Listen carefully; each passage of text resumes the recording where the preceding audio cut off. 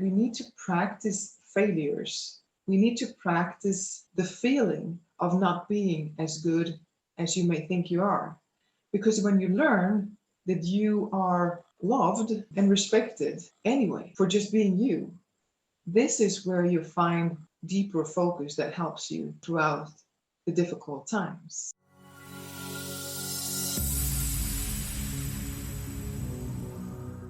Hi, guys. Welcome to the show where we talk to the people who have followed their passion to achieve great success and have impacted many lives. If you're new to this channel, then do consider subscribing and don't forget to hit the bell icon. This episode is being recorded in association with Let's Localize, an organization with a mission to foster micro contributions from communities and businesses to support schools for their need of times, skill, and money. To know more about Let's Localize, click on the card above or the link in description below. I'm your host, Ajay Mathur, and my guest today is an entrepreneur, an author, and a globally sought-after speaker. She has had career in military and has been a world champion in precision shooting. She has devoted her life now to increase awareness and make people learn how to focus. So please welcome the lady whose TED Talk about how to focus has been viewed nearly 1 million times, Christina Bengtsson. Christina, welcome to the show. Thank you very much. It's a pleasure to speak to you. Thank you so much. Thanks, Christina. We want to understand what's your why? How did you end up becoming a world champion? What inspired you? Well, it's a question that I gladly answer because it's both inspiring and interesting. I decided when I was about 23 years old that I simply wanted to become best in the world in something. And the interesting thing is that it didn't mean so much to me in what, but I figured out that, okay, I guess it has to be in a sport. And as I was already 23 years old, I simply decided that, okay, it has to be in shooting then. This is a sport you can do for a longer time. And I was already at that time interested in the mental aspect. But as you say, standing on a podium, being a world champion, was not just the one and only goal. I already, before I started my journey towards becoming a world champion, I knew that there must be a deeper dimension, another dimension than simply standing on a podium. And I was right. I now know that life in itself is so much greater than simply being best in something. Um, Most of the people actually do struggle with focusing. And I was looking in your website and I found there was a line written that this is a skill that we are missing in our fractured society. I believe you're referring to the attention economy or things like that. Can you elaborate a little bit more about what you mean by the fractured society? yes, exactly. You are spot on. The attention economy, it simply means that we live in an everyday life where someone or something, often a digital platform, wants our attention all the time. It means perhaps that someone or something else steer our attention and our focus in our everyday life in a way that we don't really are in charge of on our own. And this is a new way of living. This is a new everyday life. So by using the expression a society which is fragmented means that we, the people, are being fragmented quite often, as we so seldomly do one thing with a great attention and do one thing with clear quality. So I believe that it's important that we, as humans, as the people, think about this issue, that our attention, our focus, is something we need to take better care of. It's something that we need to respect, not just in ourselves, but also in others. Because I've seen, and this is what I saw after I left the sports and the military arena, and I kind of looked around and I saw that, people have lost something here. Because I had lived a life where focus was elevated and was respected as a necessary ability. And then I stepped into a world where I saw attention addiction, fragmentation, even time poverty, and the quick fix, that this was the norm. And this is when I felt that something must be done, because I'd seen the value of focus in myself and in others, and I see what this can do. And to see a lack of that inspired me greatly to do something about this. Tell us a little bit more about the basic constructs of focus. Like it's sort of attention, right? And you have like short-term focus and long-term focus. For example, when you set long-term goals at the start of the year, everybody does set some health and fitness goals. That's the most common one, and then they lose focus. So there are two things. Like you did shooting, which needs instant attention, right? So when you're shooting, you should be like sort of razor sharp focus. So that's one thing. Another one is to keep your focus for a sustainable period of time. How do you tackle both of these differently, and what are the tools and tips that you use? Yes, it's almost like a focus dilemma to be, as you say, very sharply focused for one moment, and at the other hand, to steer your life or your direction towards a goal far away in the future. It's kind of different things, and sometimes they more or less work against each other. But the interesting thing here is that short-term focus is a prerequisite for long-term focus. And the best way to express this in this moment, perhaps, is to bring in the shooting in this interview. Imagine for a second that I am standing on the shooting range and I'm supposed to hit the target 50 meters away, and the 10 is only 10.4 millimeters. I need, as you say, laser sharp focus in those seconds. I need to help myself to get rid of all the distracting and nervous thoughts that comes into my mind. And in that moment, I use the short-term focus to be able to hit the target. So now if you imagine what happens if I manage to pay my attention, my full attention on this tiny little dot 50 meters away every time. If I do that every time, well then in the extension, then I've hit the 10 60 times in a row. And if I hit the 10 with my full attention 60 times in a row, well then I'm the world champion. So this is a great way perhaps to express that short-term focus is needed for the long-term focus.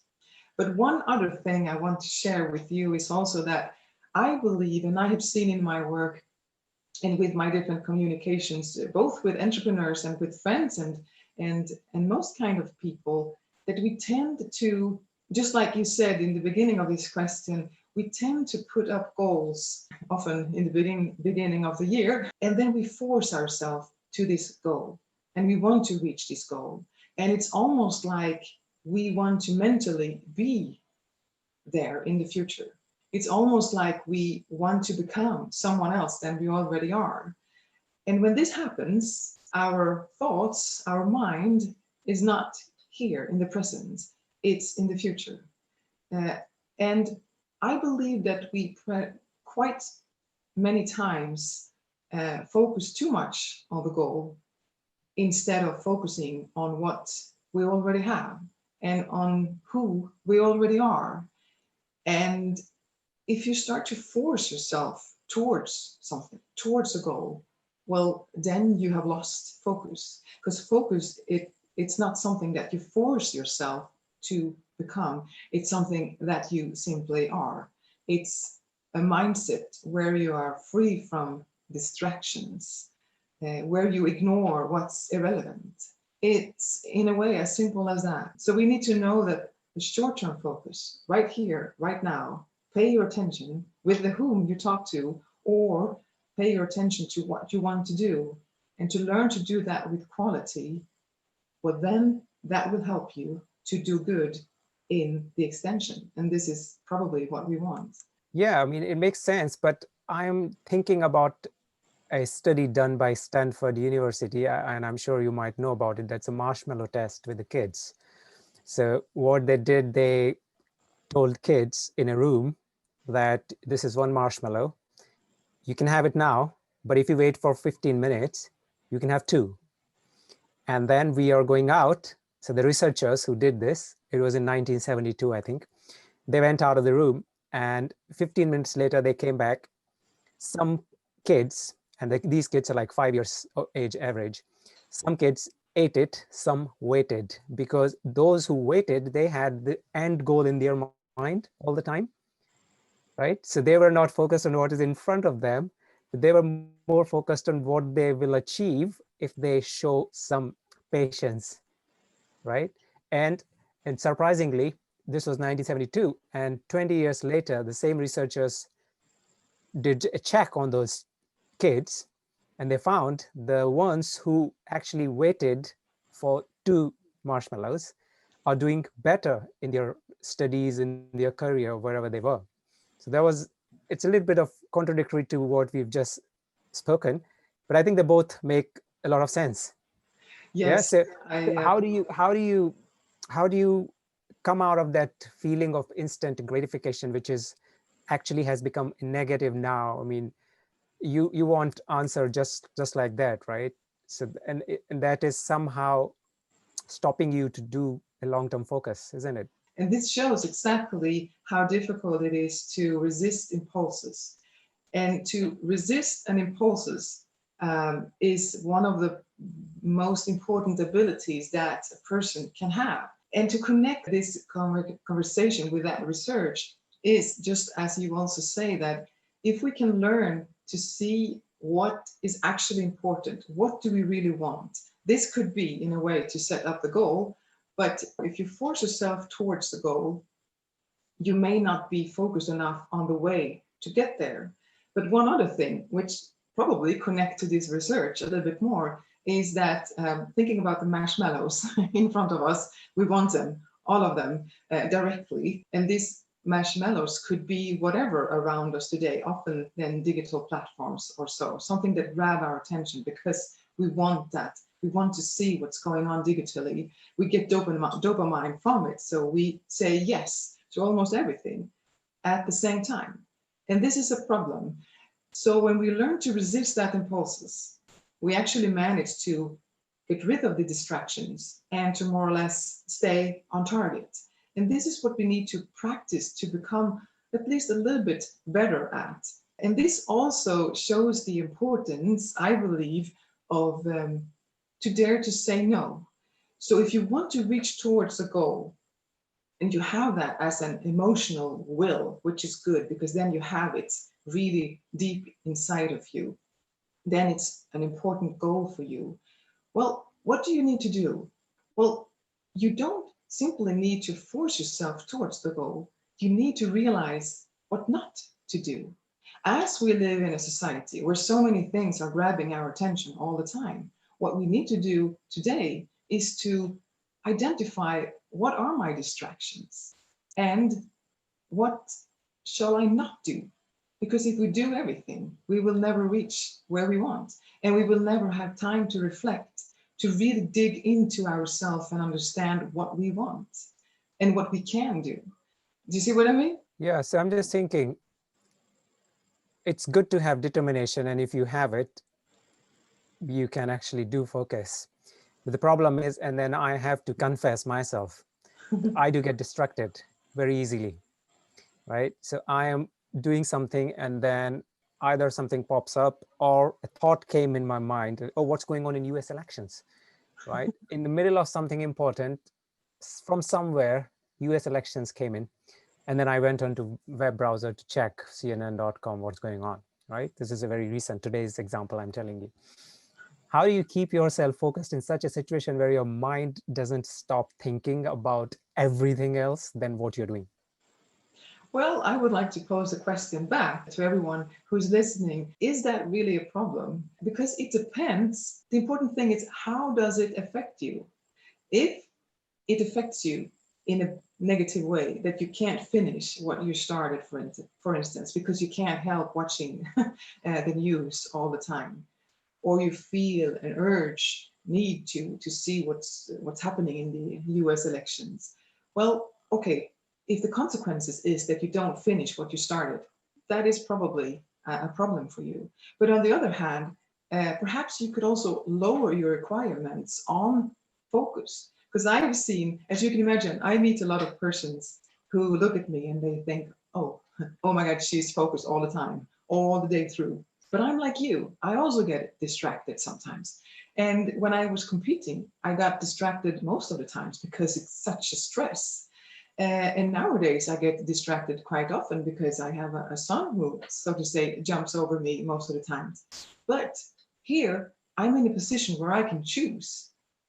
It's perhaps important for me to change focus and to be with my son with my full attention for a few seconds and then come back again.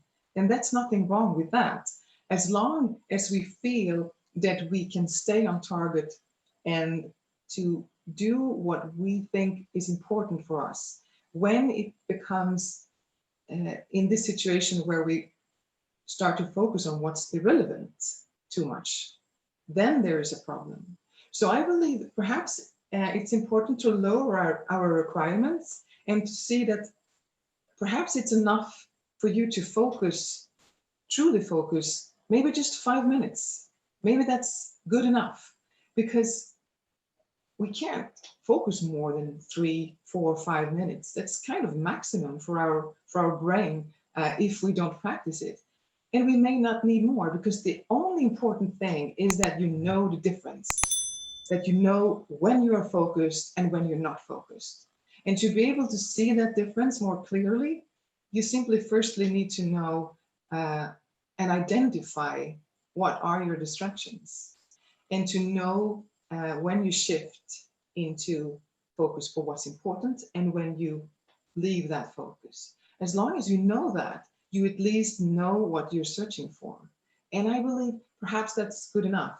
My aim is to help people to understand when they are focused and when they're not focused, and to realize that we live in a time and in a society where so many things are grabbing our attention, so that we sometimes lose this important part and these fundamental values that are underlying a focused mindset. This is so true and so powerful that you can only focus for a certain duration of time. And I have actually used Pomodoro technique, which does exactly that. So it gives you 25 minutes of span, and then you decide what do you want to achieve in those 25 minutes, and then you take 5 minutes break and keep doing that. That does help to some extent, provided you shut down all your devices. When you are in a bad situation, something unpleasant has happened to you, for example, and you want to focus on something positive, either to come out of the situation that you are in or for any other reason, to face the world really with positivity. So you want to change your thoughts. You don't want to focus on what's wrong that is going on in life. Are there any tools to tell you how to do that cognitive reframing? I think that's the right word in psychology, to shift your thoughts from negative or whatever you don't want to something more pleasant and positive. I believe it's important for every person to find their own way. That is the best. Otherwise, we keep reading new ideas and new tips all the time. But I can share, of course, two things that I think of right now. One thing is what I did when I was on the shooting range, shooting my last shot in the World Cup final. And I had all these nervous thoughts in my mind, and I thought quite many negative things. I actually wanted to run away from the situation. I thought I was the worst athlete ever on the planet. I wondered, what have I put myself into? All these negative thoughts were in my mind, even though I was one of the best. So what I did in this situation was that I realized that I had all these negative thoughts. And again, I took this, I saw this thing that the brain probably only can focus on one thing at a time. I saw that as an advantage. And instead of forcing myself trying to get rid of all these nervous thoughts, I focused on one neutral thing, which is, as you've heard in my speeches, the famous autumn leaf, where I stare on the target, but I change my mindset for a while and I stare on a little autumn leaf playing in the wind. And this full attention on this little leaf actually helps my mind to get rid of all the nervous and negative thoughts, only for a few seconds. But that was enough to, in that stressful situation, put myself in a mind setting where I was completely free from distracting thoughts. So I would like to ask the ones who are listening, what could be, so to say, your leaf? It doesn't have to be so special. Doesn't have to be something that you focus your mind on. It could be one simple, tiny thing that simply grab your attention for a moment to help you to get away with the distracting and nervous thoughts. Focus is about to ignore what's irrelevant, and it's about to choose the right thought among many others. And another thing, another kind of tip is, and I'm laughing when I'm thinking of it, so it's still in my mind, it's very positive. It's when I was doing something which was extremely boring and I needed to do it. And we often come into these situations in life. It could be studying something which is very boring often. And it's hard to just decide that I have to be passionate, I have to feel passion, or I have to be motivated. It doesn't help really. So what can we do? Well, what I did was that once upon a time on the shooting range, I dressed out as a rooster because it was Easter. So it was so extremely boring for me standing all alone in a cold, gray, boring cellar, staring at the target over and over again. So I realized I need to do something to change this attitude. And this is where I took the bicycle and I saw this store with, rooster equipment and I bought it. And then I put it on and I dressed myself up and I'm in the shooting range staring at the target again, but I'm dressed as a rooster. And just my thoughts on what happens if military officer friend, for instance, walks into this building and see at that time the Swedish champion dressed out to a rooster. And I mean, just these thoughts, this feeling inside of me, which is a mind shift, uh, helped my mind to pump up endorphins, happy Hormones. hormones in my system. And I can say that I almost still today remember each shot because I sharpened my mind and I suddenly loved what I did instead of focusing on how boring it was. So we need to open our mind with our own power, find sometimes even crazy things to make the everyday life a little bit more wild, a little bit more happy, a little bit more sharp. And this is a way to bring yourself into a more sharp and focused mindset. And when you are sharp and focused, you are glad, you're confident, and you feel that you are in control. And I think we need this in this stressful society that we actually have around us. So that's moving your thoughts from something negative to more pleasant, more interesting, less bored thoughts. How about if you are trying to do something which you have failed in before? So every time you try and do it, the fear of the previous failure kicks in and you are not able to perform to your level best. How do you refrain yourself from those kind of thoughts and focus on what's in future rather than thinking about the failure that you had in past, which has hardly any uh, relevance now? Yes, exactly. Fear and shame are very strong emotions that often put ourselves out from focus. It's natural. It happens to everyone. It has happened to me many times. And I think what we should focus on here is to realize that we need to fail several times to be able to know how to succeed and to be able to know how to accept ourselves during the times where we don't perform as much as we want to. Because most of the times are quite gray, if I'm allowed to say so. It doesn't mean that life is bad. It just means that you can't perform all the time. You can't be the best all the time. And what's the point being the best in the sense of being better than others anyway? Think about that. So I would say that we need to practice failures. We need to practice the feeling of not being as good as you may think you are. Because when you learn that you are loved and respected anyway for just being you, this is where you find deeper focus that helps you throughout the difficult times. And today we probably tend to focus a little bit too much on what people do and what they achieve. And we respect that a little bit too much instead of respecting simply what we are and who we are. But when these negative thoughts comes up, the fear of doing the same failures again, it's like having these thoughts, what happens if? What happens if I fail again? What happens if I don't get respected? What happens if people don't like what I do? What if I never succeed? It's all these what happens if. And if we connect that to what we said before, this also means that your minds, your thoughts are not on the present.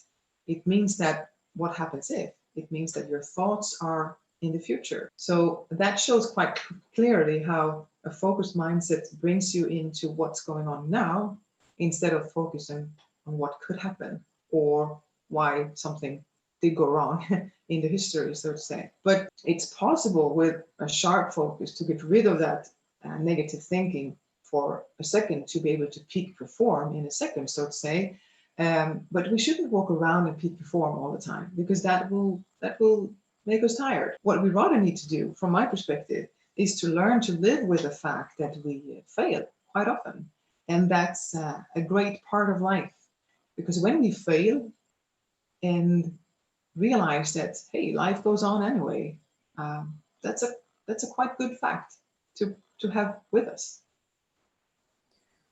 That is really powerful. It's just that people struggle to implement that and make it a part of their life. So let's say you have mastered focusing on your mind. How about when you go into a situation where you have to work with a team and your team has been given a goal to focus on in order to achieve the desired result? And now different people have different thinking. They might agree on few things, they might not on some.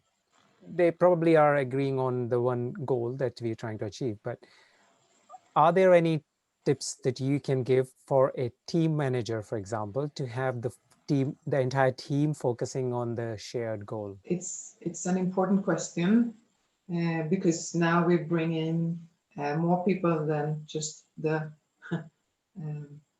the individual. And why I say that this is because I think as a leader, you need to be the role model of focus. It's like being a parent.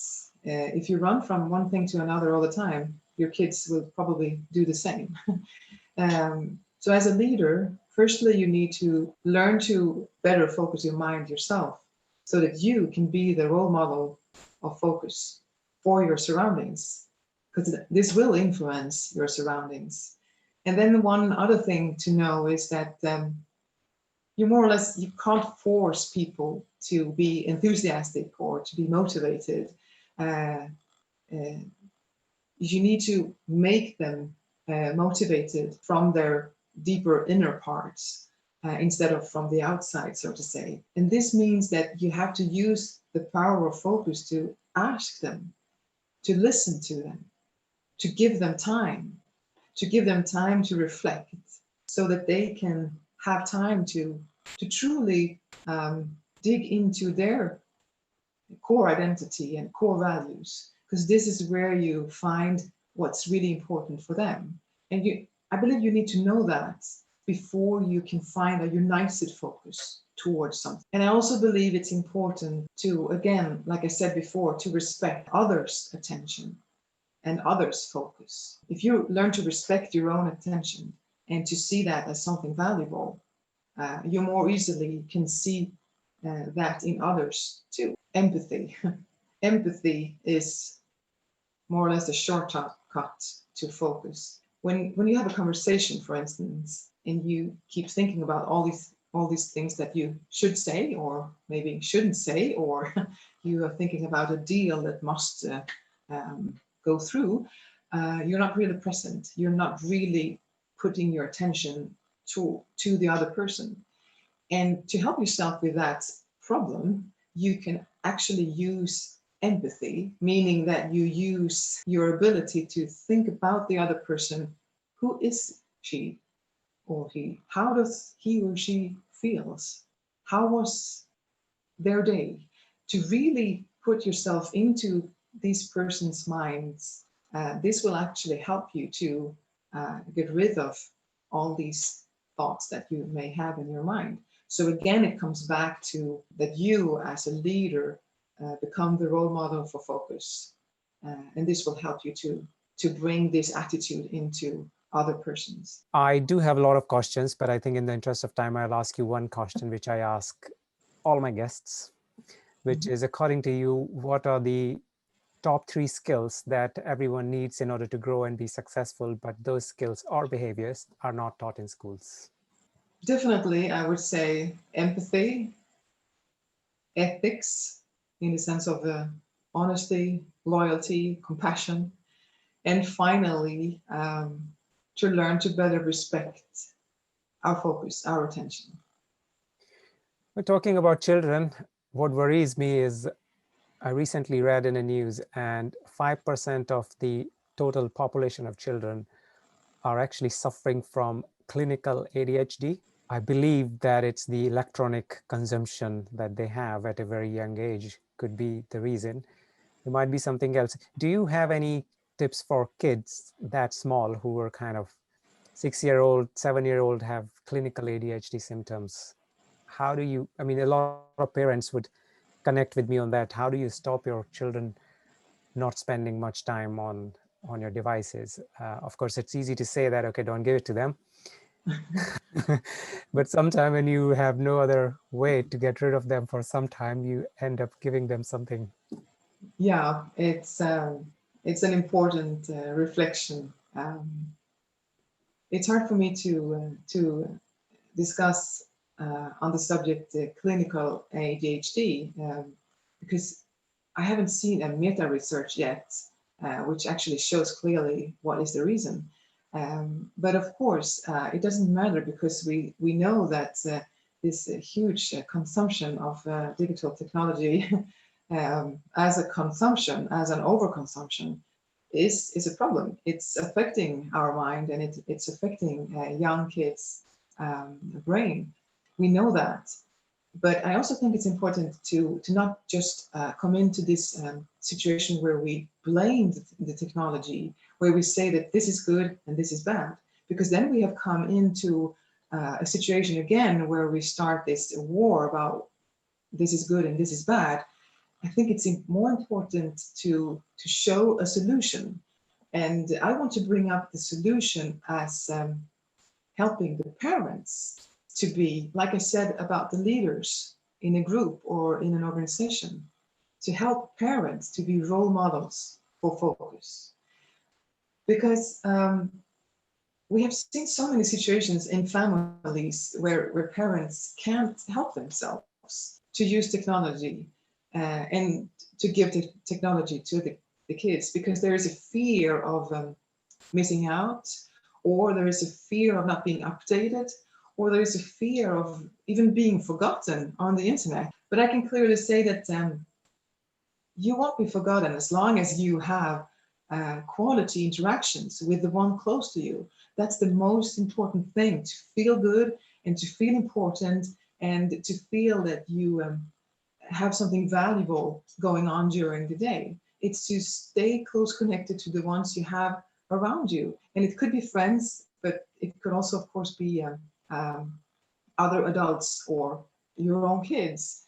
I believe we need to help parents to dare to stay focused themselves and to show the kids that, hello, this is mom. I am focused. I need some time to reflect. I need some time to think. And this must be okay around in the family, even though there are things going around. So we need to show children that it's okay to say no. We need to show children that it's okay to be bored. It's okay to stare into a wall for a while not even thinking about anything. But it's really important for our mind. But I remember when my son, Christopher, when we in the beginning, he was traveling in either a car or, of course, on the bicycle behind me, or in a train, for instance. And I decided very early that we don't use any digital device during the time when we travel. I simply took that as a decision. But of course, I'm an expert on this, and I'm building a whole organization around focus. So of course, I'm thinking about this, and of course, it's easier for me to perhaps dare to test this. But it's really nice and important to say also and to see that he's 8 years now and he's not asking for it. But it doesn't mean that I say no to movies or to technology, not at all. But I have at least managed, and I'm very proud of that, to give him the understanding and to give him a sense of what focus is, and to give him the opportunity to to think on his own. Because I think this might be a little tricky part that we so easily try to help. Uh, when a kid is struggling with something, we want to be there. We want to help him or her. We even want to put words into their minds that this is okay, or do like this, or perhaps you should do like that. And of course, that's nice. But it also means that I think we should try to back off a little bit and to let them be and give them time when they are not influenced by things from the outside all the time, not even from ourselves. We can be there by giving them attention, by watching them, by looking them into their eyes, but we don't need to give them something. What we can give them is their freedom to develop their cognitive capacities on their own and to find solutions on their own. I think this is a part which is connected to a focused mindset that younger people will need throughout the coming years. This is really useful tips and information that you've given me. And what clicked to me was be the role model. Do what you want them to do, because kids don't follow your instructions, they follow your actions. So you got to be careful to what you do and how you do. In order to have create a good culture among the kids. Yes. So now you have been the world champion, which you always wanted to be. You have served your country in military. You have been an author of a very good book called The Art of Focus, available everywhere online. What next? What's your mission? My mission is to help our world, meaning helping the people and our organizations and institutions to reclaim focus, actually on a global scale, because this lack of focus is seen everywhere and it's universal. And I feel an urge to help our world to reclaim focus.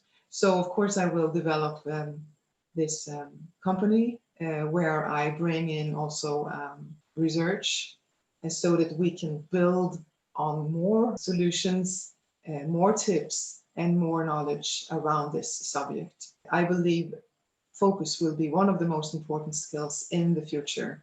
And I'm happy to be a part of this important movement. Thank you. Thanks for sharing that, and all the best for your mission. How can people reach you? The website, www.christinabengtsson.com, through LinkedIn and other social media platforms. The book, The Art of Focus, is a good start to understand what a focused mindset actually can look like. Thank you. Thank you very much for your time, Christina. It was a lovely talk, but thank you very much for your time. Really appreciate it.